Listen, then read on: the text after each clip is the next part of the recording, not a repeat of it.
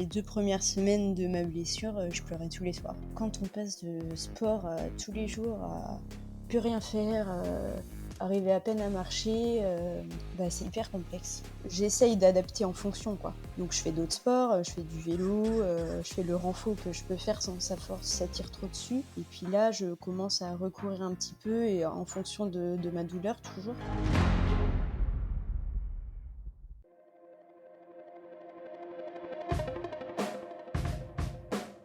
Bienvenue sur Les Frappés, le podcast sur le dépassement de soi et l'aventure. Je suis Loïc Blanchard, entrepreneur, coach et préparateur mental certifié. J'ai été pendant plusieurs années sportif de haut niveau en judo avant de quitter les tatamis pour me consacrer à des sports de plein air comme le triathlon ou partir m'évader sur des treks engagés. Récemment, je suis devenu finisher de la PTL, un ultra-trail de 340 km autour du Mont Blanc organisé par l'UTMB. Depuis la création des Frappés en 2020, j'ai 2 objectifs. Le premier, c'est de vous faire découvrir des univers fascinants, qui font rêver. Avec mes invités, on ira naviguer sur toutes les mers du monde. On participera à des expéditions dans les régions polaires ou en Himalaya. On découvrira l'envers du décor de l'entrepreneuriat et du sport de haut niveau. Et on partira en mission avec des membres des forces spéciales. Le deuxième, c'est de vous aider à croire en vos propres rêves et à passer à l'action grâce au partage de ces invités exceptionnels. On sous-estime largement ce dont on est capable physiquement ou mentalement et je suis convaincu qu'une petite conversation peut déboucher sur de grands changements. On a en moyenne 4000 semaines à vivre sur Terre, alors autant les vivre à fond. Travailler la nuit et s'entraîner le jour, c'est possible et c'est ce que fait mon invité de la semaine, Anaëlle, infirmière aux urgences et traileuse amateur. Après avoir échangé avec elle, je me suis dit que franchement, j'ai plus beaucoup d'excuses pour rater une séance. On a bien évidemment parlé de la façon dont elle s'organise pour jongler entre le pro et le sport, mais on a aussi évoqué un sujet moins sympa qui touche pourtant beaucoup de coureurs, la blessure. Alors vous l'entendrez, Anaëlle est encore en pleine phase de convalescence et forcément elle est affectée par le fait de ne pas pouvoir courir comme elle le voudrait. Un échange super intéressant qui vient rappeler que le trail est un sport générateur de blessures. Est-ce que vous saviez par exemple qu'il y a environ 20 blessures par bloc de 1000 heures d'entraînement en trail, quasiment autant qu'en rugby. Bref, si vous écoutez ce podcast pendant vos sorties, attention à bien regarder où vous posez les pieds. Excellente écoute à vous les frappés.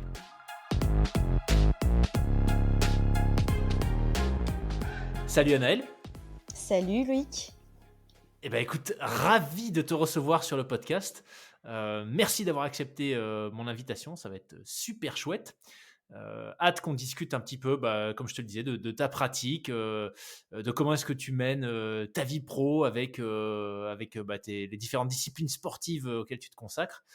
Je pense qu'on va parler aussi d'un événement un peu moins drôle, mais qui est un peu la réalité pour beaucoup d'entre nous quand on se met dans une discipline, c'est-à-dire la blessure, puisque tu es dans cette phase, et je suis curieux de savoir comment est-ce que tu la gères.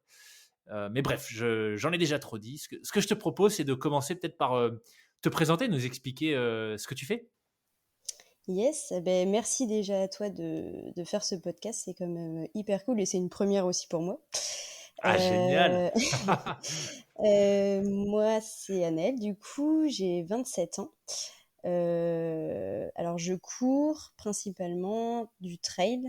Je fais un petit peu de route. Je fais ça depuis à peu près 4 ans. Euh, Avant, je faisais du basket. J'en ai fait depuis toute petite en fait et depuis que j'ai commencé à travailler, je suis infirmière. Le sport collectif, c'était hyper compliqué parce qu'en faisant un week-end sur 2, on se rend vite compte que le sport co, c'est complexe.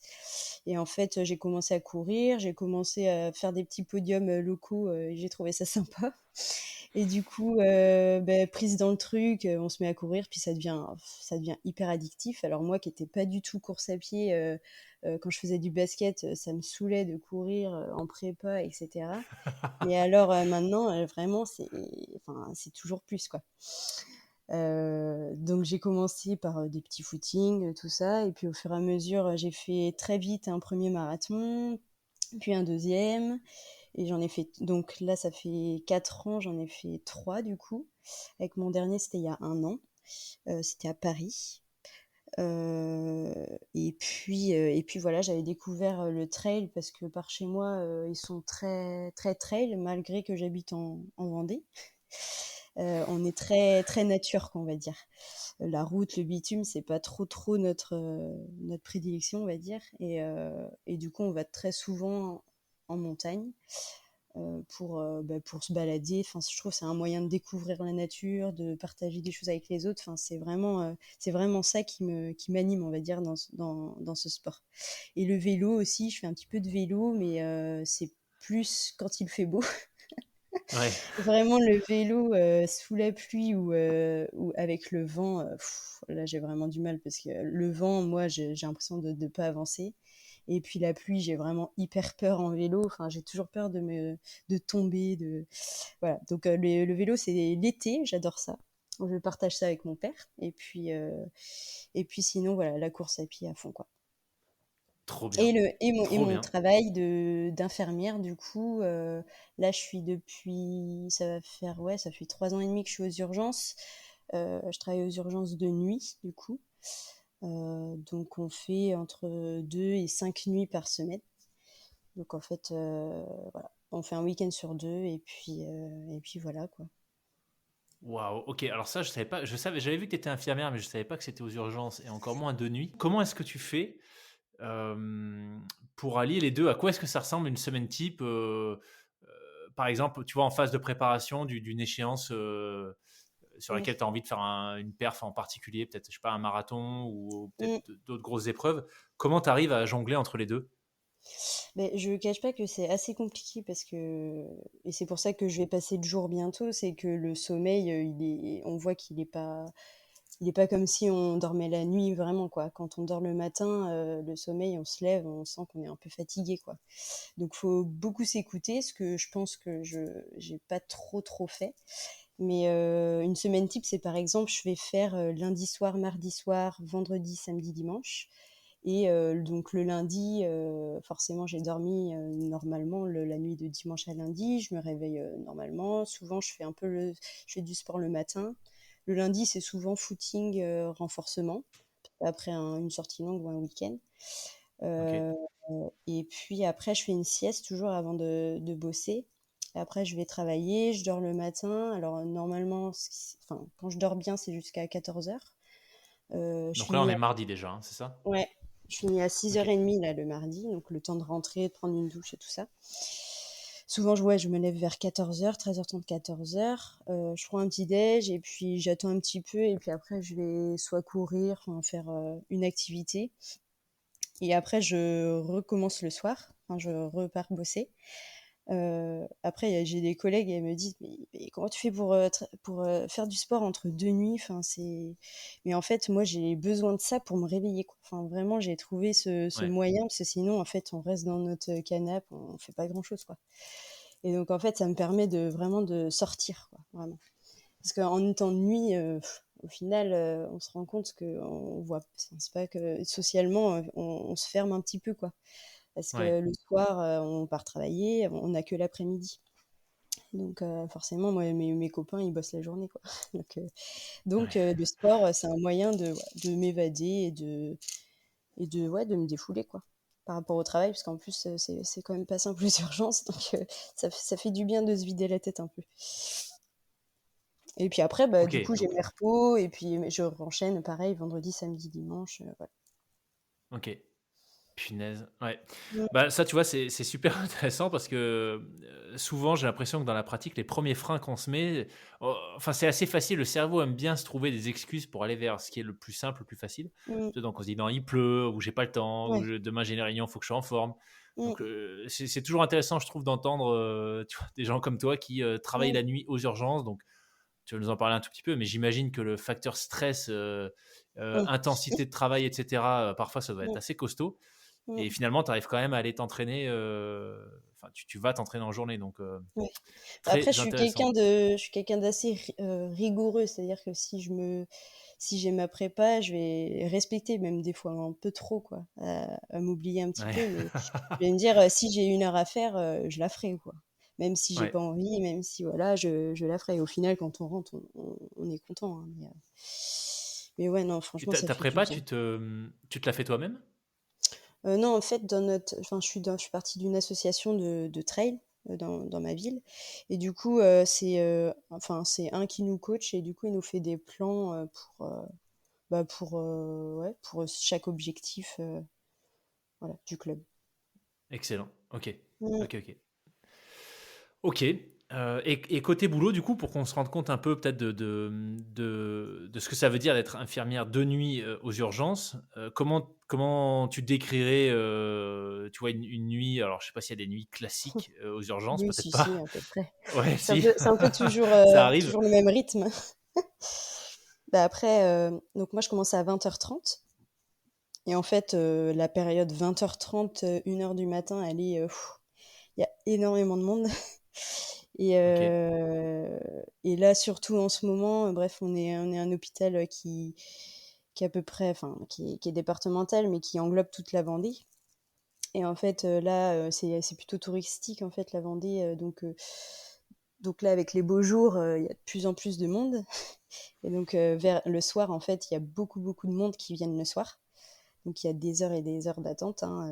Nous, enfin, quand on est à l'accueil, on a plusieurs postes en fait aux urgences. On a des postes de traumato, des postes de médecine, des postes d'accueil justement. Et quand on est à l'accueil et qu'il y a tout le monde, il y a les ambulances, les gens qui viennent, les appels, des familles. Ça, c'est quand même assez stressant, quoi, mine de rien. Hmm. On se rend pas compte, mais on a beaucoup de choses à gérer. On a les gens qui sont en attente, ou par exemple, on a 20 personnes en attente, où ça fait, je sais pas, 6 heures qui sont là, à surveiller les appels, Ah, les t'as des gens ambulances qui qui peuvent arrivent. rester 6 heures en attente? Ouais. Ah Ah ouais, ouais. ouais. Bah, ça va même jusqu'à 8 heures des fois. Mais non. Si, si. Après, ils sont Ok. prévus entre guillemets par le médecin, donc ben, voilà, on sait entre guillemets les urgences, vraies urgences à passer en premier, etc. C'est-à-dire, voilà, on fait tout pour qu'il y ait pas de couac en salle d'attente, quoi, bien sûr. Ouais, ouais. Mais c'est ça qui est stressant aussi, c'est que bah, là, cette période là, dans la soirée, jusqu'à après, ça se calme un petit peu. Il y a moins d'entrées après, on va dire entre 2 heures et 5 heures du matin. Mais il y a tout le monde qui reste aux urgences, quoi. C'est un peu ça qui est stressant. Donc ça se calme un petit peu en fin de nuit, on va dire entre 4 heures et 6 heures, ça se calme un petit peu. Mais bon, c'est là où clairement, enfin moi de plus en plus, je me sens complètement rincée à la fin de minuit, quoi. Ah Vraiment, bah, tu j'arrive chez m'étonnes, ouais. moi, je dors, quoi. Et on s'ennuie pas. Après, c'est ce que j'aime, hein. Enfin, je me plains pas du tout. Moi, j'adore mon travail, j'en apprends tous les jours. Enfin, c'est hyper varié, j'adore, quoi. Et mes collègues, ils sont vraiment super, donc c'est ce qui pousse aussi à aller bosser, quoi. Ouais, bah, j'imagine Mm. qu'il faut que tu aimes ce genre de travail, non, pour pouvoir Oui, tenir. oui, oui, carrément. Faut y Ouais, voir du positif parce que si on voit que le négatif, c'est sûr qu'on tient pas. Ça, c'est clair. ouais.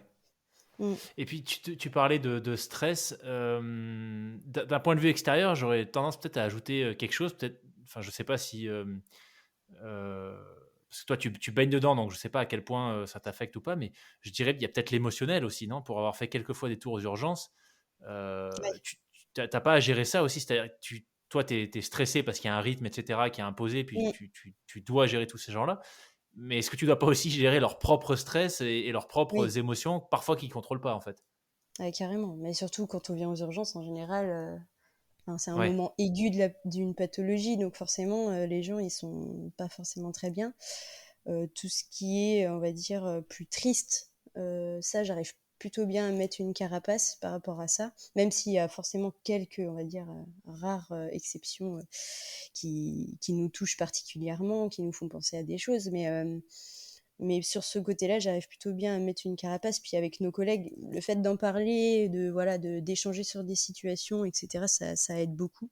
C'est plus, moi, ce que j'ai du mal, c'est la violence, quoi. Enfin, les patients alcoolisés ou des patients Ah psy, ouais. ou voilà, ça c'est plus compliqué à gérer, je trouve. Mm. Et comment tu arrives à cette carapace dont tu parles, parce que ce qui est intéressant, c'est que c'est pas forcément spécifique, tu vois, à ton. Enfin, je suis sûr qu'il y a des choses qui pourraient être utilisées par d'autres personnes qui travaillent pas forcément dans le milieu médical. Mais cette carapace dont tu parles, comment est-ce que tu l'as mise en place? Vous êtes formé pour ça? On vous donne des outils, des techniques. Oui. C'est un peu chacun sa sauce au fil des ans. Mm. Comment t'as fait? Si, on a quand même des outils pour pas absorber toute l'émotion de tout le monde, hein, forcément. Et puis je pense que ça vient aussi naturellement avec l'expérience. En fait, Ouais. on est obligé de trouver des tips un peu pour se mettre une carapace, parce que sinon, bah, enfin, si on prenait toutes les émotions de tout le monde, je crois que je finirais Ouais. même pas ma nuit. Ouais. Mais ouais, ouais, non, non. Après, pourtant, je suis quelqu'un de plutôt sensible dans la vie de tous les jours. Mais au travail, vraiment, je sais pas. J'arrive bien ouais, à faire la différence, quoi, on va dire. À pas que ça me touche moi. Parce que quand ça me touche moi ou mes proches, par contre, là, je suis hyper sensible. Mais par contre, Ok. non, quand c'est mon travail, ouais, ça se passe, bah, heureusement, dans ce Ouais. truc-là, parce que. Mais, Mm, mais du coup, juste pour rester un tout petit peu sur ce point, mentalement, est-ce qu'il y a des schémas par lesquels tu passes? C'est-à-dire quand tu attaques ta nuit, est-ce que tu te dis, euh, bon, bah voilà, là je prends du recul, je gère des situations et pas des gens. Enfin, je veux dire, mm, consciemment, qu'est-ce que tu fais pour mettre en place cette carapace? Ou en tout cas, mm. peut-être que maintenant tu le fais de manière complètement inconsciente, mais Ouais. au début, comment est-ce que tu le faisais? Bah, en fait, ça a toujours été un peu inconscient, hein, mine de rien. Quand on arrive, on sait Ok. qu'on est dans l'environnement, etc. Mais des fois, je me le redis consciemment, vraiment. Quand je me sens vraiment débordée et que j'ai trop d'émotions, de la colère, de tout qui viennent, je souffle un coup et je me dis, non, mais là, c'est les uns après les autres. Enfin, voilà, je me remets un peu dans le droit chemin en me disant, qu'est-ce que je peux faire? Et de toute façon, je peux pas tout faire. Hmm. Voilà, donc faut essayer des fois de se dire, attends, là, t'es débordé, prends sur toi, voilà. Et mes collègues aussi, ça aide pour ça, parce qu'ils se disent, attends, là, je vais prendre le relais ou je vais faire ça. Ça aide aussi. Ok. Mm. Super intéressant. Et tu dirais que ce mécanisme, en tout cas ce réflexe que tu as mental dans ton boulot, comment est-ce qu'il impacte ta pratique sportive? Hmm. Bonne question. Je pense que ça impacte, par exemple, quand je fais du long et que Ouais. j'en ai marre. Et ben complètement, je me dis, ben non, Annelle, là, t'arrives encore à marcher, t'arrives encore à, voilà, tu sais très bien que tu peux le faire. Enfin voilà, j'essaye de me redire des choses comme ça. Et aussi, je me dis que moi, je suis pas malade, je suis en pleine forme, donc d'avoir mal aux jambes, c'est rien en fait, hein, d'avoir des courbatures, Ouais. de sentir son cœur qui palpite parce qu'on va trop vite. Enfin, je veux dire.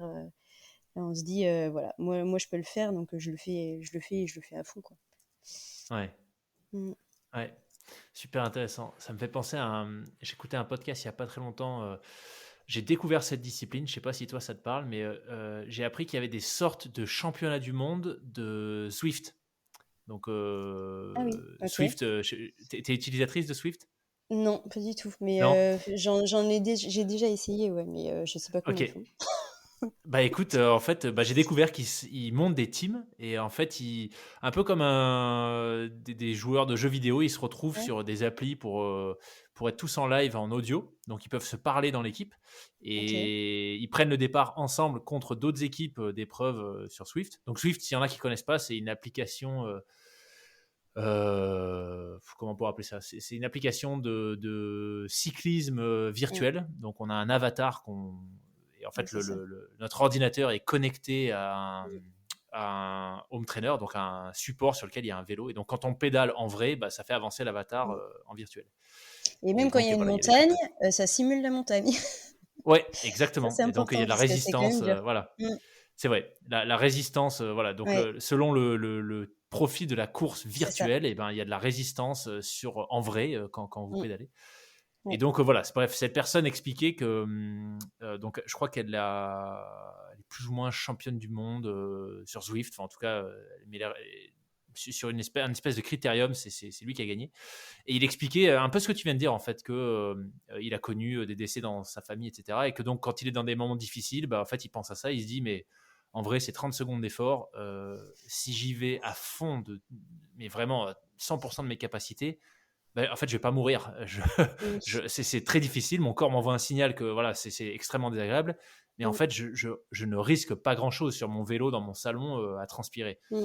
Euh, et je trouve Mais que voilà, c'est vrai que Est-ce que c'est parce que on a envie de se sentir vivant entre guillemets? C'est peut-être un peu maso, quoi. Ouais. Ouais, non, mais clairement, hein, Mmh, sans doute, hein, sans doute. mmh, Bah, ça fait un lien vers ma question suivante. T'expliquais un petit peu ce qui te plaisait dans la pratique de la course, du trail, mmh. etc. Mais si on rentre un peu plus dans le détail, c'est quoi que tu vas chercher, notamment quand tu t'inscris sur du long, où on sait tous d'avance qu'on va morfler, tu vois, à un moment Ouais, donné, mais ouais, pourtant on continue de s'inscrire. ouais, ah, c'est clair. En fait, j'ai l'impression d'en apprendre sur moi à chaque épreuve comme ça Ok. et on sait qu'on va passer par des moments, durs. On sait que de toute façon la course, elle sera pas simple dans tous les cas, et c'est ça que j'aime bien dans les courses, «longues» entre guillemets, c'est que, il y a des passages où c'est vraiment très dur, où on se dit: «Mais qu'est-ce que je fous là? Mais j'en peux plus, mais» et peut-être une heure après, on se dit: «Oh putain, c'est trop bien en fait, je vais aller au bout, oh je suis bien, oh je vais voir, un tel à tel ravitaillement, oh puis ça c'est beau, oh beh cette montagne qu'est-ce qu'elle est belle», en fait, puis ça permet de découvrir, enfin le long surtout. Par exemple là, à Madère, en fait, on a découvert, des paysages de Madère qu'on n'avait pas vus, en vacances en fait. Donc Hmm. c'est ça que j'aime bien quoi. Dans le long, on voit vraiment beaucoup de paysages.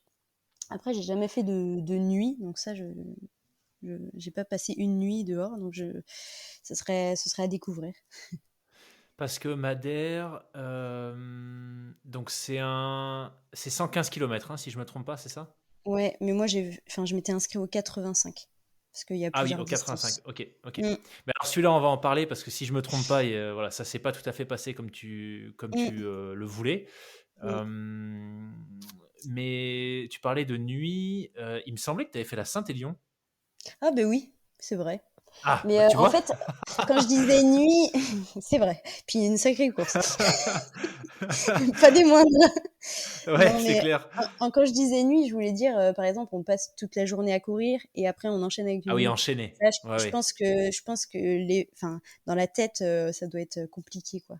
À entendre, Ouais. enfin, plein de copains qui l'ont fait, c'est un cap à franchir, quoi. Ouais, Mm. ouais, c'est vrai, oui, ah oui, d'accord, oui. Donc enchaîner avec, ouais, ouais, ouais, je comprends. Mm. Ouais, effectivement, parce que du coup là, c'est pas juste la notion de j'évolue dans la nuit, Oui, c'est voilà. la notion de je Avec la gère, fatigue. ouais, le manque de sommeil, Ouais. carrément. Ok. Ok, ok. Bah, cette Saint-Élion, par curiosité, je veux bien qu'on en parle parce que moi j'ai une expérience à Saint-Élion apparemment qui est complètement anormale, c'est-à-dire qu'il faisait doux, il faisait genre 8 degrés, il n'a pas plu, il n'y avait pas de boue, il n'y avait pas de neige. Donc chaque fois que je raconte ma Saint-Élion, C'était pas là-bas. C'est pas possible. bah ouais, les gens me disent mais t'es sûr que c'était à Saint-Élion? Je dis ah ouais, non, je suis sûr que c'était à Saint-Élion. Mais la Ah tienne, ouais. du coup, c'était quelle année? Ça ressemblait à quoi? Et c'était, bah, l'année dernière, là, en décembre 2022. Et moi, je Yes. faisais le 44, je faisais pas la totale. Ok. Et en fait, bah, pareil, une semaine avant, très mal. Alors, c'était où? Au tendon. Donc, super. Je me suis dit, bah, merde, là, vraiment impossible de courir. Et au final, bref, avec mon kiné, ça s'est plutôt bien mis. Donc, je décide d'y aller tranquillement parce que c'était juste remis de la veille, quoi. Et en fait, mais déjà, il faisait hyper froid. Départ, je sais plus, c'était à 23h ou 23h30. Après, moi, ça me dérange pas trop vu que je travaille de nuit. Entre Ouais. guillemets, je pense que mon corps, il sait à peu près s'adapter à la fatigue. Mais par contre, donc il pleuvait, il a plu toute la course. Donc Oh punaise. pendant 3-4 heures, il pleut, super. Après, la boue, bah, ça la boue. J'en ai chez moi de la boue, hein. Chez nous, quand il pleut, c'est très boueux. Mais alors, la nuit, quand il fait 0 degré, qu'il pleut, et moi j'ai dit, mais qu'est-ce que je fais là? Là, je me suis vraiment dit, qu'est-ce que je fais là, quoi. Pour le coup, je me suis dit, mais non, mais quelle idée! On voit zéro paysage, on Ouais, bah glisse, ouais, c'est vrai, ouais. il pleut, on regarde ses pieds. Mais on écoute quand même hyper fier de l'avoir fait parce qu'on se dit, c'était dur et je suis contente d'avoir fini, quoi. Donc, bon. À côté de ça, moi, j'ai mon copain qui l'a fait. Il est arrivé, quoi, une heure avant moi. Et lui, il a adoré, quoi. Et j'ai dit, mais c'est pas possible d'adorer, c'est pas possible. C'est impossible. Moi, je comprends pas. Je comprends pas. Mais bon, Enfin, c'était quand même très bien. Enfin, je suis contente de l'avoir faite quand même. Après, de la refaire, je pense pas parce que c'est pas le genre de course. Enfin, moi, quand je cours, c'est pour voir des paysages, quoi. Et là, ouais. j'ai pris vraiment zéro plaisir. Je suis contente de l'avoir fait, mais j'ai pas pris de plaisir, quoi. Ouais, c'est vrai que côté paysage, Mm. ouais. Ouais, on voit pas Bah, oui, grand-chose. forcément, on voit pas grand-chose. À part des frontales et C'est de la ça. boue, pas grand-chose. Ah, ceci dit, je crois qu'un de mes meilleurs souvenirs de course, c'était au tout début. Alors, je l'ai fait il y a un moment, donc je me rappelle plus des noms, mais juste après le départ, c'était une espèce d'ascension. Et en fait, à ce moment-là, on s'était retourné et tu avais Ouais, toutes les une frontales. ligne, ouais, une ligne de Mm. frontale qui redescendait jusque dans la vallée. Je dois dire que c'était quand même vraiment sympa. Là, c'était la Ouais, partie de la ça course c'est où je me suis dit, chouette. chouette. Mais bon, sous Ouais. la pluie, je sais pas ce que ça avait par 0 degré. Je sais pas si j'aurais Bah, kiffé le moment. au final, la pluie, on l'oublie, hein. Enfin, au début, on se dit: «Oh Ouais, là là, non», mais au final, on l'oublie, hein. Enfin, c'est juste que ça mouille tout, en fait, on est trempé de partout. Donc en fait, au ravitaillement, faut pas s'arrêter, quoi, parce que sinon, moi, ouais, j'ai le syndrome de Raynaud, je sais pas si tu vois? C'est les doigts qui deviennent tout blancs. Donc en ok. fait, si je m'arrête, c'est mort, enfin, je perds mes doigts, quoi. Avec les gants tout mouillés, j'étais tombée, donc je suis tombée dans une flaque, donc les gants trempés, enfin, épique. Waouh, ouais, j'imagine. Parce Mmh. que la pluie, alors c'est peut-être une question un peu bête, mais comment tu as géré la partie pluie? Est-ce que tu l'avais anticipé? Est-ce que tu suivais un peu Ouais. les conditions météo et tout? Oui, oui, ben, Et on savait que la pluie, ça faisait partie un peu de la course, hein. ok, Donc ok. ouais, ouais.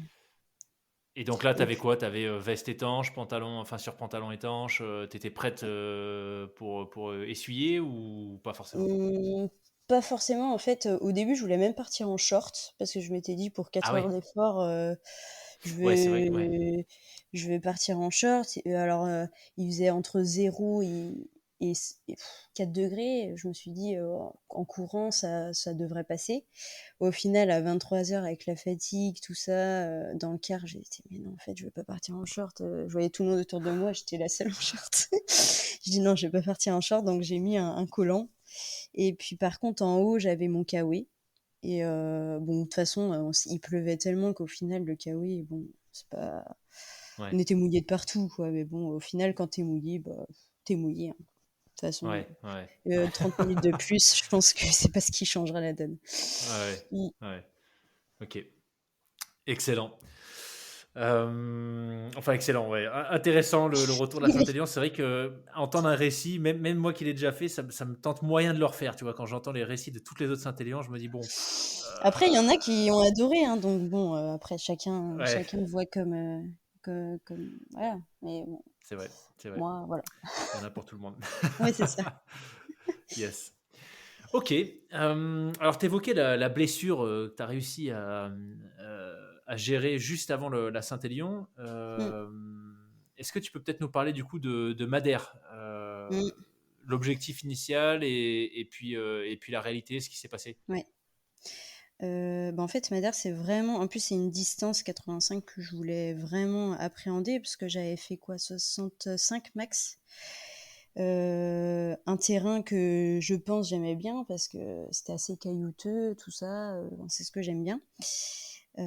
Et puis voilà, j'avais vraiment envie, enfin, c'était vraiment un objectif quoi de saison, on va dire. Donc je m'étais dit 3 mois de prépa, donc j'avais commencé en janvier. Ça se passait bien en plus. Bon, par contre, je chargeais un peu. J'étais bien à 100 bornes semaine facile. Ah ouais. Euh, bon, voilà. J'avais essayé d'inclure plus de dénivelé parce que je m'étais fait avoir avec une course dans le Verdon où j'avais pas fait assez de dénivelé. Puis du coup, enfin, j'avais fait un TFL après parce que j'avais trop chargé sur mes cuisses. Donc je m'étais dit là, renfort à fond, etc. Donc je m'étais bien, bien préparée. J'ai fait une course, je sais pas si tu connais le dernier homme debout. Ouais. C'est des boucles là qu'on répète toutes les heures. Et ça s'était très bien passé. Je m'étais même, entre guillemets, forcée à arrêter au bout de 9 boucles pour pas trop charger. Sauf qu'en fait, j'ai jamais fait de pause après ça. Ça, c'était dernier week-end de février. Donc presque 2 mois avant ma DER. Donc je m'étais dit, j'ai quand même le temps de récupérer. Sauf que j'avais pas fait de pause du tout. Après, c'était samedi. Et en fait, dimanche, lundi, mardi, tout ça, j'ai renchaîné des sorties, des sorties, des sorties. Et à peu près 2 semaines après, je me sentais hyper fatiguée dans ma prépa, mais je continuais mes sorties, mais je sentais bien que c'était compliqué, quoi. Tout était compliqué, même mes footings. Donc je me suis dit, putain, ça c'est un contre-coup. Et 2 semaines après ça, donc en gros 1 mois après le dernier homme debout, ce qui nous arrive à c'était le 28 mars, je crois. Je vais à l'entraînement le mardi soir, et puis au fur et à mesure, j'avais mal en bas du dos, mal en bas du dos.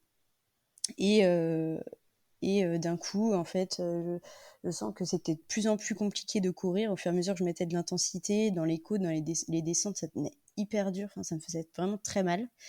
Donc là, j'ai arrêté l'entraînement. Je pouvais même plus poser mon pied, en fait, mon pied droit.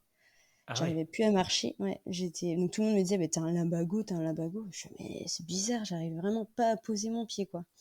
Le lendemain au travail, c'était une horreur. Enfin, franchement, je pense que les patients, ils avaient pitié de moi. J'arrivais à peine à marcher. Et bref, donc kiné, ostéo, médecin, enfin j'ai vu, je crois en tout, j'ai dû voir 4 ou 5 professionnels. Personne ne savait trop parce qu'au final, 1 semaine, 2 semaines, ça passait pas. Sauf qu'on était à 1 mois de Madère, quoi, quand ça m'est arrivé. Et en fait, je devais faire mon week-end choc, j'avais plein de trucs de prévus, donc moralement, très compliqué parce que pour moi, c'était un gros objectif. Alors, en termes de place ou de quoi, j'avais pas forcément d'objectif, mais je voulais faire un bon temps. Alors, qu'est-ce que je voulais faire comme temps? Je ne sais pas trop, mais je m'étais dit, allez, entre 12 et 14 heures, ce serait parfait, quoi. Ok. Et en fait, là, du coup, moralement, je me dis, mais non, mais j'arriverai pas. Puis j'arrivais à peine à marcher, quoi. Enfin, vraiment, je boitais. Donc ça, pendant 2 semaines, ça a été hyper compliqué, impossible de faire du sport. Même le vélo, j'arrivais pas. Et 2 semaines après, c'était un peu mieux. J'essaye de courir. En fait, j'ai fait plusieurs essais. J'ai essayé de courir. Au bout de 100 mètres, j'ai bien vu que c'était pas possible. Donc là, à 2 semaines de la course, on se dit, non, mais ça va pas être possible et tout. Sauf que j'y allais en famille, enfin, voilà, on a pris les billets, on a pris tout ça, donc enfin, je ne peux pas ne pas y aller, quoi. Dans tous les cas, j'ai des copains qui Hmm. courent, j'irai, quoi. Donc voilà, j'essaye de faire un petit peu de vélo, mais moralement, en fait, c'est hyper compliqué. Enfin, le mois avant Madère, c'était moitié une déprime parce qu'on passe de courir tous les jours à rien du tout. Donc je pense que ouais, sur ça, c'est une grosse addiction même, le Ouais. sport. Et puis on se dit surtout, j'arriverai jamais à faire la course. Enfin, c'est vraiment une course que je voulais faire, quoi. Donc hyper déçue. Au final, j'ai de moins en moins mal en marchant. Je me dis, oh, je sens un petit truc, mais bon, ça peut le faire. Donc jusqu'à 2 jours avant, je savais toujours pas si j'allais faire la course. Je prends mon dossard, mais je me dis, moi je verrai demain si ça va. Ah Et en ouais, donc fait, vraiment jusqu'à la veille, ah ouais, tu t'étais pas ah ouais, certaine. jusqu'à la veille, je me disais, j'y vais pas. J'avais mon copain, il me dit, mais si, tente, quoi, parce que et au pire, tu t'arrêtes. Si tu vois au bout de 10 bornes que ça le fait pas, tu t'arrêtes, et puis voilà, tu forces pas, quoi. Et puis de toute façon, je m'étais dit, il y en a plein qui me disaient, sinon tu fais tout en marchant. Ouais, mais moi, c'est pas trop ce que j'ai envie de faire non plus, quoi. Ouais. Donc bon, je m'étais dit, tant pis, je marche beaucoup, je cours là où je peux courir, et puis on va voir comment ça se passe. Donc je me dis, allez, on se lance, et puis on verra bien. Et j'avais quelqu'un de mon club avec moi, donc qu'on a à peu près le même niveau, donc c'est cool. Et puis donc on s'élance, puis dès les 2 premières heures, on a beaucoup monté, en fait, les 2 premières heures, donc forcément au niveau de mon dos, ça allait, nickel.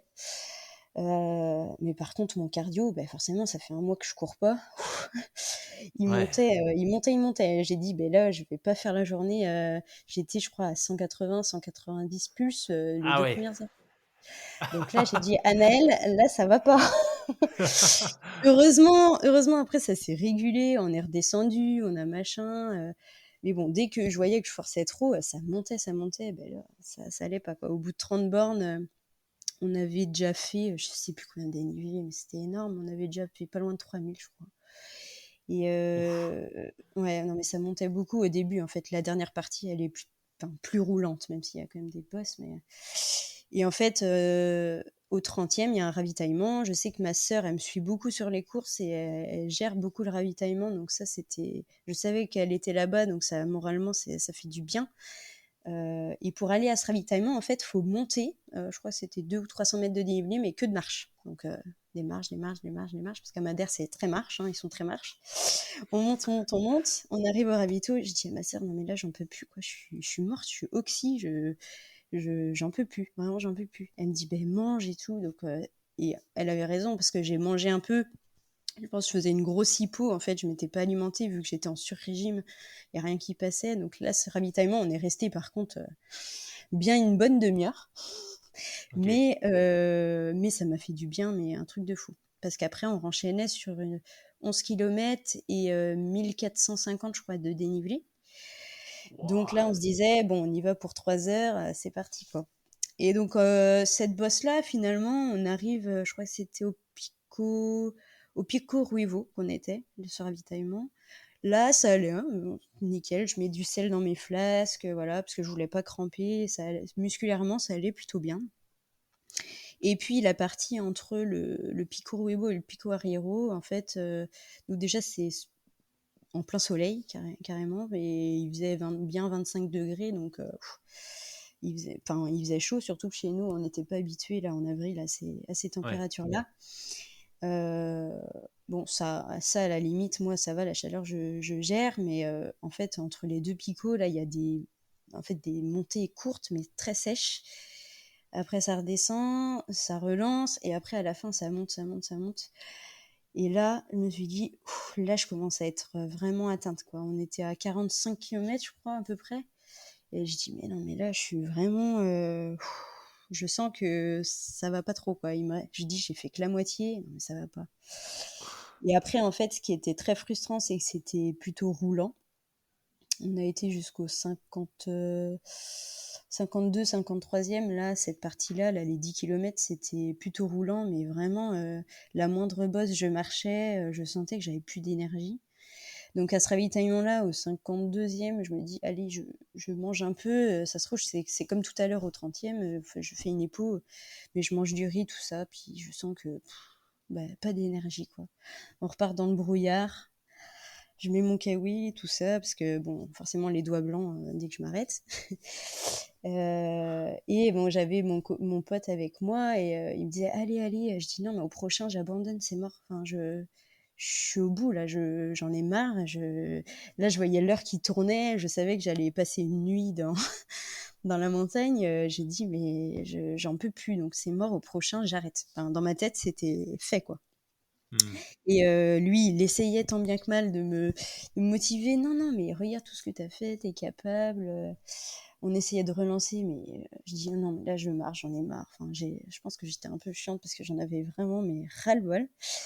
Et puis, je lui dis, vers le 60e, je lui dis, non, mais vas-y, enfin, va-t'en parce que je te ralentis. Puis, moi, moralement, de te voir devant comme ça, à vouloir me motiver, en fait, ça me démoralise, quoi.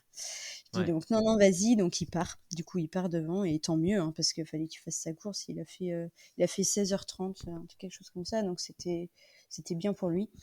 Et puis moi, j'arrive au ravitaillement, bah, c'est mort. De toute façon, c'était fait dans ma tête. Moi, quand je décide quelque chose, c'est sûr et certain. Hmm. Donc, je vois mon copain, ma sœur, je dis non, j'arrête. Tout le monde me dit, t'es sûr, t'es sûr. Puis il savait en plus qu'après, il y avait une grosse bosse qui faisait assez mal, qui de 500 mètres de dénivelé, qui faisait apparemment assez mal à tout le monde. Donc quand ils m'ont vu, ils m'ont dit, bon, bah, ils ont pas trop cherché à me convaincre non plus, quoi, parce qu'ils ont dit Hmm. déjà, t'as pas couru depuis un mois et que tu fais 65 km, c'est très bien. Donc oui, quand on repense à ça, on se dit, oui, au final, c'est très bien. Mais non, enfin, j'avais plus d'énergie, j'avais plus rien, j'avais pas envie, quoi. Vraiment plus d'envie. Et après, je savais que j'allais commencer la nuit, et vraiment la nuit, j'avais pas envie. Je savais que ça allait me mettre un coup au moral, et que voilà. Donc j'ai dit au mec, bon, je veux arrêter. Il me dit quoi? Je dis oui, oui. Il me dit, bah, non, vous avez 5 heures sur la barrière. Il me dit non, non. Je suis, bah, si, si, vraiment, j'en veux plus. Là, vraiment, lui, il voulait que je continue, quoi. Et je dis non, non, vraiment. Il me fait, bah, c'est bon. Alors, il y avait aussi, on partageait la course avec des gens du 115, parce que forcément, on se rejoint sur le parcours. Puis à force, il y avait des gens du 104 qui étaient avec moi, qui étaient avec nous. Puis ils me disaient n'importe quoi, tu cours encore un peu, tu peux quand même continuer. Alors c'est vrai que eux, j'avais l'impression d'être plus fraîche que certains, hein, mais mais moi c'est pas, enfin de me pousser à bout jusqu'à marcher comme je sais pas quoi. Non, c'est pas trop ma vision de la course quoi. J'ai envie je vais pas dire finir bien, mais voilà, de pas être un zombie non plus quoi. Parce que quand on en Ouais. voyait certains arriver dans les états des fois des gens, ouais, non, je pense que j'ai atteint ma limite et là, voilà, j'étais plus préparée en fait, clairement. Enfin, j'ai bien Ouais. senti que physiquement, j'avais plus d'énergie, quoi, plus de jus. Donc j'étais hyper déçue de pas être au bout parce qu'au final, après, je savais que j'avais fait le plus dur, entre guillemets, en termes de parcours. Mais non, enfin, pas d'envie et au final, j'ai pas tant de regrets de ça d'avoir arrêté parce que bon, quand je sais qu'au final, ce que j'ai, ma pathologie, etc., je me dis que au final, j'aurais même pas dû prendre le départ, quoi. Ah, parce que depuis, tu sais du coup maintenant ce que t'as? Mm. Ce que Ouais, t'avais? du coup, par la suite, ben, alors après, je me suis dit, si c'est inflammatoire, ma pathologie, je vais bien le voir, en fait, parce que je vais avoir hyper mal demain. Et en fait, le lendemain, bah, à part des courbatures, j'avais pas plus mal que ça en bas du dos. Bizarre. Et en fait, du coup, je passe une IRM, c'était il y a quoi? Il y a une semaine? Non, il y a 2 semaines. Ben, en fait, qui révèle que c'est une fracture de fatigue au niveau du sacrum. Ah, mais oui, mais tu l'as partagé. Ah oui, oui, ok. Mm. Oh punaise. Ah ouais, donc t'as fait. Ah ouais, d'accord, ok. Donc Ouais. t'as fait les Donc en fait, 60 avec du bornes et recul, quelques. ouais. Oh En fait, je me punaise, dis, avec une fracture de. Ok. ouais, c'est ça. Donc je me Oh là dis, là. c'est pas peut-être pas bien au final. Après, j'ai pas l'impression que ça a majoré mes douleurs.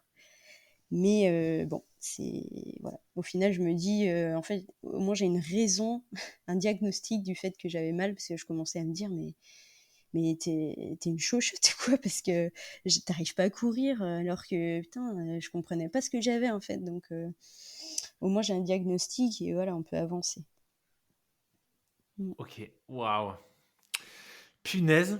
Ouais, effectivement, bah, avec du recul, du coup, donc l'IRM une semaine, c'était fin avril, c'est ça, le 22 avril, je crois, Mm. Madère. Ouais, Ok. ouais. Ouais. Donc mi-mai, j'ai passé mon Et IRM et puis là, je passe un scanner demain pour vraiment spécifier. Je pense que c'est pour savoir la gravité entre guillemets de la fracture, quoi. ok. Waouh. Mm. Ok. Ouais, j'avais oublié ce post que tu avais fait sur Instagram Mm. sur ta fracture de fatigue. Ouais, non, bon, c'est clair que là, ouais, on comprend mieux. Bah, déjà, tu vois, parce que t'as dit plusieurs fois, bon, physiquement, que tu n'avais pas couru pendant un mois, etc., mais que l'envie n'était pas là. Mm. J'avais un peu l'impression, quand tu le partageais, que c'était peut-être. Si tu devais arbitrer, tu dirais quoi? Que c'était plutôt le physique qui fait que tu as arrêté ou plutôt le mental? Enfin, le mental, pas dans le sens, t'avais pas le mental, tu vois, mais plutôt mental dans le Mm. sens envie, motivation. Tu Je vois, sais pas. Je pense que de toute façon, les deux sont liés parce que quand t'as plus d'énergie, t'as pas d'envie. Mais, enfin, avec du recul, si c'était ma course, parce que j'avais fait un peu un deuil entre guillemets dessus quand pendant un mois j'ai pas couru, je me suis dit de toute façon je pourrais pas performer entre guillemets. Et donc en fait, je pense que j'avais pas envie de me faire mal, sachant que ouais. ça allait pas être une course qui allait me satisfaire entre guillemets. Donc je pense que Hmm, c'était beaucoup mental, même si physiquement, ouais, en termes d'énergie, j'étais oxy quoi. hmm. C'était. Alors, je ne sais pas si à touche sur le site de l'UTMB, là, sur ta page athlète, je ne pense pas qu'il y ait tout, mais est-ce que c'était ton premier abandon sur une course comme ça? Ouais, oui, j'ai jamais abandonné. Ouais, ok. Jamais abandonné. Ok. Parce que première blessure aussi, ou en tout cas première blessure de cette envergure? Ah oui, première blessure de cette envergure, ça c'est clair. Et j'ai Ouais. jamais Ok. arrêté de courir aussi pendant un mois. Ça m'était jamais arrivé. Enfin, même une semaine déjà, je pense que ça m'était pas arrivé. Donc en fait, physiquement, ouais, c'est un peu complexe. Donc ouais, abandonner, non, pour moi, avant cette course, ça n'était pas possible d'abandonner, vraiment.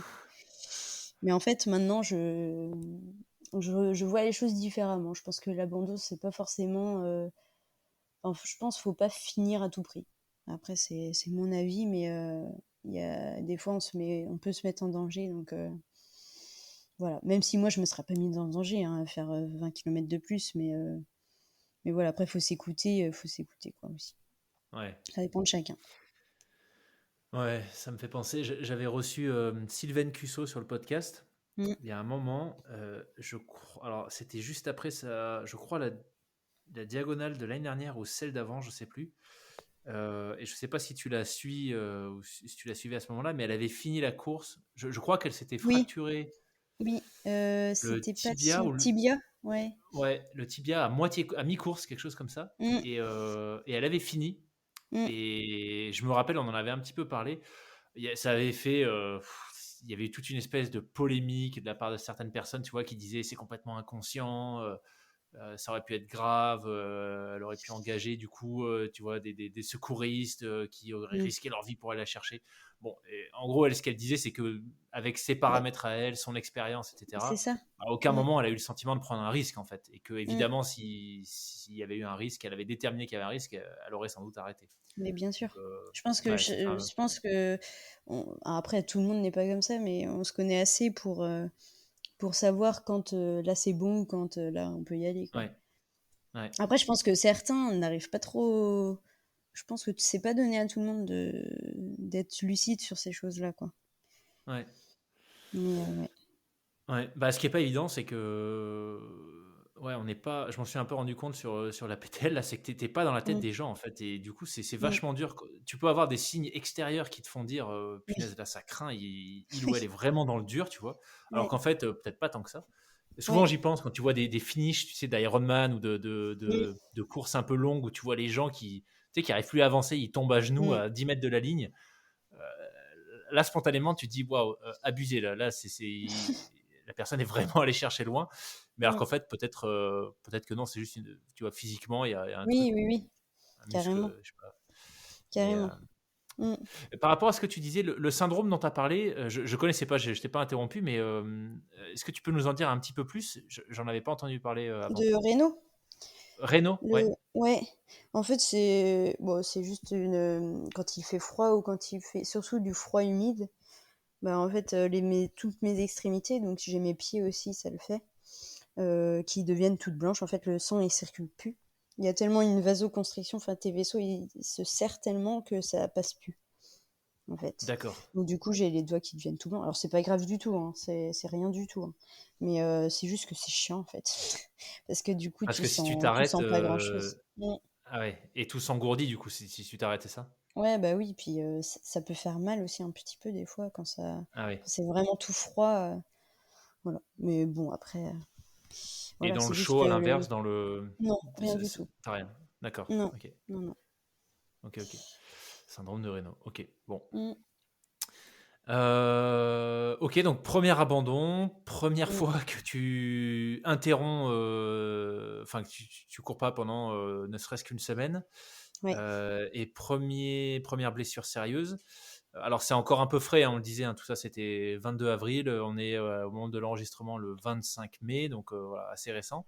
Mais est-ce que tu as déjà suffisamment de recul pour nous expliquer un petit peu, bah, finalement les différentes étapes Pourquoi? par lesquelles tu es passé, tu vois, pour accepter ça, Mm, est-ce que tu as le sentiment d'avoir déjà un peu tourné la page, de te projeter vers, dans le futur vers autre chose, ou mm, alors, en tout cas, comment est-ce que ça se gère une blessure comme ça dans la situation qui est la tienne? oui. Bah, tourner la page, là, je dirais pas que j'ai tourné la page. Ouais, Mais bah, comme j'ai dit tout à l'heure, quand ça m'est arrivé, vraiment, je crois que les 2 premières semaines de ma blessure, je pleurais tous les soirs. Mais clairement. ah oui, Euh, et heureusement que j'avais mon copain parce que enfin, j'avais l'impression d'être en grosse déprime. Euh, mais alors que je me disais, mais t'es con parce que t'es en bonne santé, tes proches ils vont bien. Mais quand on passe de sport tous les jours à plus rien faire, arriver à peine à marcher, bah, c'est hyper complexe. J'en pleure encore, mais c'était hyper compliqué en fait. Pardon.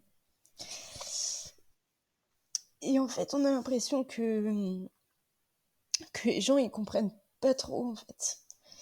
ils me disent, beh, en fait, puis je sais très bien ce que certaines personnes diraient, enfin, on dit, bah, de toute façon, elle en fait trop. Et en fait, c'est que après, je me disais, mais je le sais, enfin, j'ai trop forcé. Et oui, j'en ai trop fait. De toute façon, j'en avais conscience. Enfin, je pense que au final, inconsciemment, je m'y attendais un petit peu parce que je me sentais très fatiguée, tout ça. Donc voilà, puis la récupération quand on dort le matin, enfin tout ça avec le rythme, c'est pas optimal. Mais donc les 2 premières semaines, vraiment, c'était hyper complexe. Et du coup, j'avais envie de plus rien faire. Enfin, j'avais zéro motivation.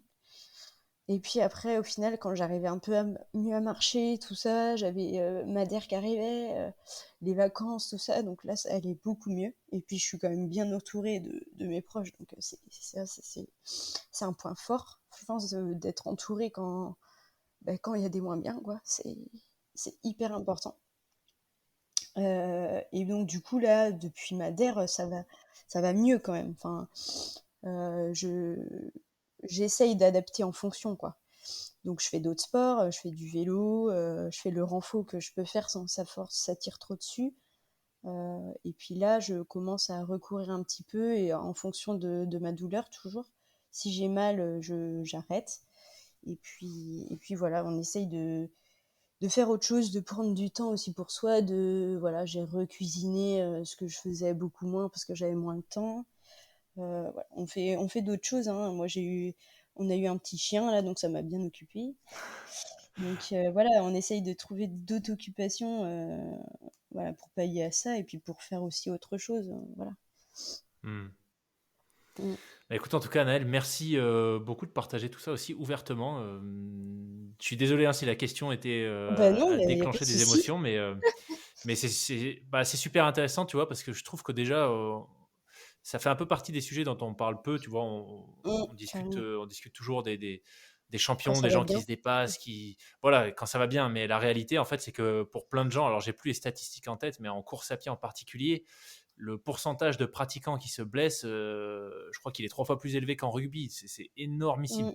Mm. Mm. Euh, donc Carrément. voilà, je trouve que c'est très intéressant d'en parler et puis de voir que, Mm. bah voilà, en fait, même quelqu'un qui pratique autant que toi, qui a des bons résultats, etc., bah, on n'est pas à l'abri. Et puis, bah oui, c'est Mm. difficile à gérer pour tout le monde. Donc, Mm. bah, merci beaucoup de le partager aussi ouvertement. Ben ouais. En tout C'est cas, ouais, c'est chouette de c'est voir pas facile, hein. que ouais, bah, ouais, mais j'ai l'impression que tu as quand même assez rapidement mis des choses en place. Tu vois, on est même pas. On est quoi? On est une semaine après le diagnostic. Mm. Euh, Bon, voilà, il y a eu Madère qui s'est pas terminé comme tu le souhaitais, mais j'ai quand même l'impression, dans tous les gens que je reçois qui passent par la blessure, j'ai un peu l'impression que le fil rouge, et qui sont tous des gens, tu vois, comme toi, bah, des frappés, hein, des gens qui font des choses incroyables dans leurs univers. Le point commun, c'est quand même à chaque fois, j'ai l'impression, de cette capacité à rebondir. Tu vois, un de mes premiers Mm. épisodes, j'avais eu un membre de l'équipe de France de rugby, euh, Jonathan, qui m'expliquait qu'il s'était fait une énorme blessure en plein match et qu'en fait, il était sur la civière, même pas encore sorti du terrain, qu'il était déjà en train de planifier la suite de quels exercices il allait pouvoir faire sans Mm. mobiliser sa jambe, Mm. comment faire pour musculairement rester au bon niveau, pas Mm. perdre en cardio. Et je trouve ça quand même hallucinant, tu vois. Et même Mm. si c'est des phases forcément, enfin, franchement, on s'en passerait bien. Mm. Voilà, je trouve ça assez admirable à chaque fois, cette capacité des gens à rebondir rapidement. Mm. Après, quand j'arrivais à peine à marcher, là, j'essayais de faire du renfo. Enfin, j'essayais quand même de me bouger, quoi, parce que bah, on sait que déjà musculairement, je voulais pas trop perdre. Mais bon, après, on fait comme on peut, quoi. Des fois, je Ouais. faisais des exercices, j'en pleurais à la fin parce que j'avais trop mal. Sauf que bah, après, je me faisais engueuler parce que bah, du coup, ça sert à rien de forcer. Mais sauf qu'on a envie de faire quelque chose, quoi. Ouais. Donc, ouais. parce que le sacrum, alors tu me dis, hein, si je sors des aberrations médicales, mais moi j'ai eu une grosse blessure au bassin et c'est là où je me suis rendu compte qu'en fait le bassin c'est, Mm. bah, je me suis fracturé le bassin et qu'en fait c'est juste le point pivot quoi, donc tu peux Ouais. absolument rien faire parce que ne serait-ce que des abdos, enfin tout mobilise le Ah ouais, bassin. tout, Le ouais. sacrum c'est à peu près pareil? Ouais, bah c'est au niveau du bassin en fait. Enfin, c'est Ouais, carrément, ça s'insère. Donc oui, oui, carrément. Alors là, j'ai un exercice que j'arrivais à faire, c'était le gainage. OK. Donc je faisais du gainage, ça me faisait rien. Et puis ben, après, quand j'avais un peu moins mal, j'essayais de faire des squats. La chaise, ça me faisait pas trop mal. En fait, tous les exercices sans trop d'impact, quoi. Ça, c'était Sans vraiment impact et l'impact sans qui me faisait très mal, c'était l'impact, quoi. ouais, Mm. et le vélo, tu disais que c'était douloureux aussi? Alors au début, ouais, enfin de toute façon au début, je crois que je pouvais faire n'importe quoi, ça me faisait mal. Donc au début, ouais, le vélo, même monter sur un vélo, je sentais que... Parce que j'ai fait une sortie à vélo, on a fait 50 km peut-être quelques jours après là que ça m'est arrivé. Sauf qu'en fait, je suis tombée comme par hasard dessus. Donc là, Ah ouais, j'arrivais plus à remonter sur le vélo, j'arrivais pas à lever ma jambe en fait. Donc bon, j'ai dit non mais là c'est bon, là ça me saoule. Donc bon ouais, au début c'était compliqué. Maintenant le vélo vraiment, ouais, une à 2 semaines après que j'ai eu mal, le vélo c'était, enfin c'était bon quoi, ça me faisait plus mal à part les petites secousses sur les routes, mais sinon je pouvais en faire, il y avait zéro problème quoi. OK. Mm. OK, et du coup la suite de la convalescence, qu'est-ce que ça va donner? Tu as déjà un peu de visibilité sur, la durée, les étapes? Ben, je sais pas trop, je pense que ça va dépendre de mon scanner, mais déjà là, j'ai vraiment zéro douleur en marchant. En courant, hier j'ai couru, j'ai presque pas eu mal, mais je pense que du coup je m'écoute vachement. Enfin, c'est un peu le risque après quand on est blessé, c'est que on est attentif au moindre petit signe. Oh putain là j'ai mal, oh là j'ai pas mal.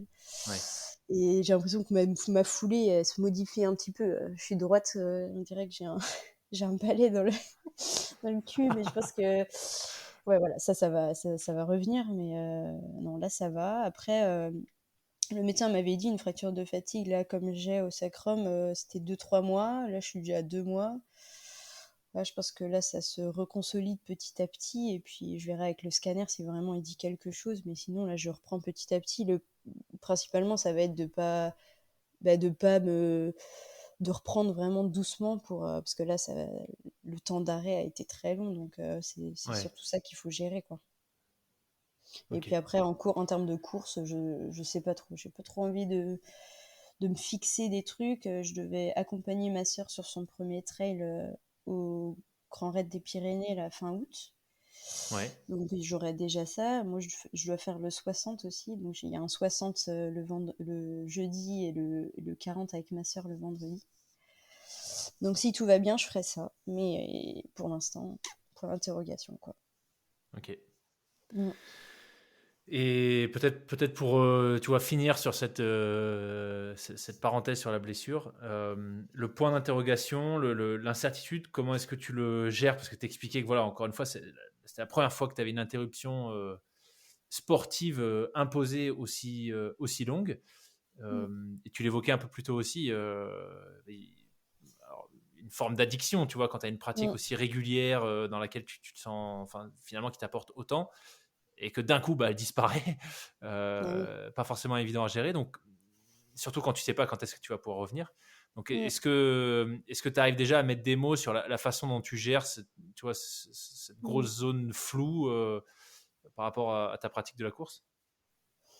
Bah, comme j'ai dit au début, j'arrivais pas, enfin, je voyais tout noir, enfin, les Ouais, premiers jours, là, c'était compliqué. Puis après, au final, on commence à se dire, oh, bah, je pourrais peut-être en profiter pour faire plus de vélo, je vais plus faire ça.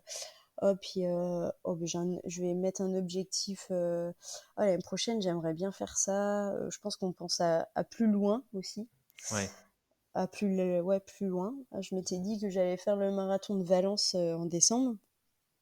Et au final, bah, je vais vendre mon dossard parce que je pense que je serais pas optimale entre guillemets dès décembre pour faire le temps que je voudrais. Donc je préfère repousser le marathon et faire ça peut-être l'année prochaine. Et voilà. Mais voilà, on essaye de s'organiser des objectifs. C'est des petits objectifs qu'on se met. Oh là, j'aimerais bien faire. Là, ce serait bien que demain, j'ai pas trop mal. Demain, je fais 30 minutes. Puis on revient des 30 minutes. On est trop content parce qu'on a fait nos 30 minutes, quoi. Ouais. Mais voilà, on se met des petits objectifs. Et puis voilà. Puis surtout Step by se step. faire entourer, quoi. Je pense que c'est hyper Ouais. important. Là, d'encourager les copains, enfin, ça fait du bien. Ce week-end, j'étais à une course que je devais faire normalement, la Pastourelle, c'est dans le Cantal.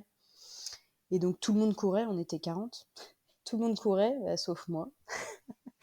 Donc c'est bien parce que d'encourager tout ça, c'est vrai que ce côté-là, je le vois pas assez. J'ai vraiment apprécié tout ce côté d'aider au ravito, de prendre plein de vidéos. Enfin, moi, j'adore ça. Donc, voilà, de partager ça avec mes proches, c'était hyper cool. Mais par contre, quand tout le monde arrive et tout le monde dit «Ah, on a passé un super week-end», tout le monde a fait la course qu'il voulait. Enfin, tout Hmm. le monde a réussi sa course. Et moi, tu vois, je me dis «Mais non, moi, j'ai pas couru. Et alors que je voulais courir». Mais bon, après, voilà, ça fait partie du truc. Et puis après, on rebondit. Mais on verra quand je serai rétablie. Peut-être que je serai Ouais. plus forte, je ne sais pas, mais on verra. Ça sera une expérience en tout cas pour pas refaire les mêmes erreurs, surtout. C'est clair, c'est exactement ce que j'allais dire, ouais, que c'est forcément jamais des moments cool, Mm. mais bon, c'est souvent des moments dans lesquels on apprend. Mm, Tu vois, se complètement. lancer dans de nouvelles choses comme tu le fais, essayer d'analyser ce qui n'a pas fonctionné pour pas le dupliquer, enfin le reproduire. Mm, Donc ouais, on s'en passerait bien, mais bon, finalement, c'est quand même des phases qui peuvent avoir mm. leur valeur ajoutée, quoi. Oui, carrément. Mais Je suis très j'avoue que d'accord. c'est dur de se le dire dans le moment. Et surtout que moi, je sais en fait entre guillemets, ce qu'il faut faire. Enfin, je suis très curieuse, donc en fait, je lis beaucoup des articles et tout ça sur l'alimentation, sur les entraînements, tout ça. Mais sauf que je l'applique pas, moi, j'arrive pas à l'appliquer à moi. Et donc Ouais. en fait, je suis pleine de conseils, mais pas pour moi. Donc bon, faut que je réussisse à l'appliquer sur moi et puis ça marchera. Euh, Parce que là, tu dirais que c'est quoi? Ça a été le volume, tu penses, Bah, je qui a pense été que trop important? ouais, en fait, je rajoutais des footings, je rajoutais des petits trucs dans le programme, en fait. Donc, D'accord. forcément, ça, voilà. Et puis, faire peut-être plus de sport porté. Après, j'étais aussi très fatiguée du travail, donc je pense que ça aide pas non plus, hein. Le travail de nuit, c'est quand même pas anodin sur ça. Et Hmm. puis voilà, j'ai aussi, enfin, je sais pas si tu connais le syndrome RED-S. On Non. entend un petit peu parler, c'est un peu la triade féminine de la sportive, c'est qu'en fait on a des troubles du cycle hormonal. Et Ok. du coup, en fait j'ai eu ça il y a peut-être maintenant 1 ou 2 ans, j'avais plus du tout de règles, j'avais arrêté ma pilule parce que je voulais plus d'hormones tout simplement. Et je et donc du coup j'avais pas de règles du tout. Donc pendant 1 an j'ai pas eu de règles, sauf que c'est pas normal en fait de pas avoir de règles, si t'es pas enceinte du moins. Ouais. Et du coup, en fait, donc ma gynéco m'a dit, bah non, mais c'est trop de sport. Trop de sport. Moi, je me dis, bah Ah meuf, ouais. quoi. Enfin, en fait, il y a d'autres filles, quoi, qui font du sport. Enfin, moi, je comprenais pas. Pour moi, je suis pas non plus, je suis pas élite à faire du sport 2 fois par jour. Donc, je comprenais pas, en fait. Et donc, elle me dit, bah si, avec votre rythme, tout ça. Parce que la nuit aussi, le travail de nuit, ça bouscule un peu les hormones. Et donc en fait, voilà. Et puis elle me disait qu'il fallait que je mange plus, même si je suis plutôt une grosse mangeuse. Mais non, voilà. Donc en fait, j'ai dû reprendre la pilule, mais sauf que depuis, en fait, je sais pas si c'est réglé ce problème. Et en fait, le risque, c'est les fractures. Enfin, c'est de l'ostéoporose. Donc je pense que du coup, ça a Ah peut-être ouais. un lien aussi avec ça. D'accord. Mm. Donc c'est un ensemble de choses, hein. C'est Ouais. pas, c'est aussi le surentraînement, mais voilà, il faut peut-être que je règle un peu ce souci-là, quoi. Hmm. Bon. Ok. Mais écoute, quelque part, peut-être ça met en lumière des sujets enfin des problèmes potentiels qui seraient sortis à un moment donné, et comme ça, bah, là Mm. maintenant, t'as plus le choix. Faut que tu t'en occupes, mais une fois que ce sera Ouais, c'est ça. fait, ce sera derrière toi. Mm. C'est clair. Bon, pour finir sur une note peut-être plus, tu vois, positive, Ouais. est-ce que, alors j'avais lu ta petite présentation sur le site de Meltonic, Mmh. puisque tu es ambassadrice de Meltonic. Ouais. Il y avait une question que je voulais te poser, mais bon, je vais te la poser quand même. C'était sur la course de tes rêves. Donc ta réponse à ce moment-là, en tout cas dans l'article, c'est qu'il n'y en avait pas forcément une en particulier. Mais maintenant, je me dis que peut-être tu vois les choses un peu différemment avec ta blessure, les expériences supplémentaires que tu as eues depuis. Est-ce que tu te projettes sur, alors peut-être pas une course, s'il n'y en a pas une que tu peux nommer, mais en tout cas sur le type de sensation ou tu vois le type de finish que Mmh. tu aimerais faire une fois que la blessure sera derrière toi? Mmh. Ben, en fait, moi, j'ai envie de me lancer sur de l'ultra. Et donc, en fait, Génial, l'année prochaine, je veux passer le cap déjà des 100 kilomètres. trop bien. Et après, par contre, j'ai pas une course en particulier. Je pensais peut-être les Templiers parce que je vais pas dire que c'est plus roulant, mais par rapport à d'autres 100 km, c'est un peu moins technique. Euh, mais voilà, je veux pas faire non plus des 100 km trop plats. Je sais pas trop. Je sais pas trop. Pas déjà le 175, mais au moins passer le cap des 100. Et puis après, on verra parce que je me rends compte que c'est vraiment ça que j'aime, quoi.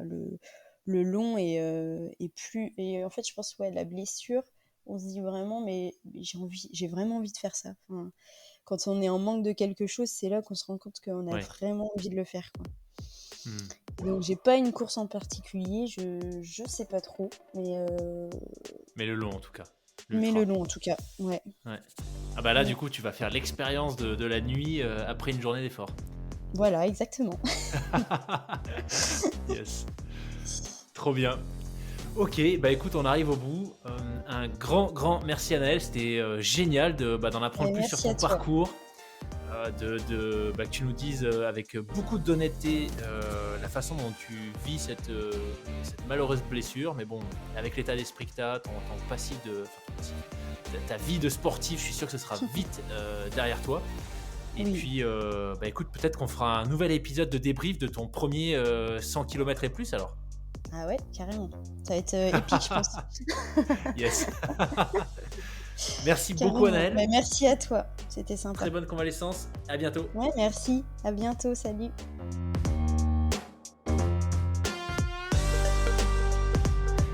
Merci d'avoir écouté l'épisode dans son intégralité. J'espère que vous avez pris autant de plaisir que ce que j'en ai eu à l'enregistrer. Si vous avez des feedbacks, vous pouvez me contacter sur le compte Instagram du podcast, lesfrappés.podcast, ou par email à hello@lesfrappés.com. Je fais mon maximum pour que vous viviez de super expériences audio avec mes invités. Chaque épisode demande beaucoup de temps et d'énergie. Si vous appréciez mon travail, la meilleure façon de me soutenir, c'est de partager cet épisode à au moins 3 personnes qui aiment se dépasser. Si vous écoutez le podcast sur Apple Podcast ou Spotify, prenez quelques secondes de votre temps maintenant pour m'y laisser une note 5 étoiles et un commentaire. Merci beaucoup pour votre fidélité. À la semaine prochaine pour un nouvel invité.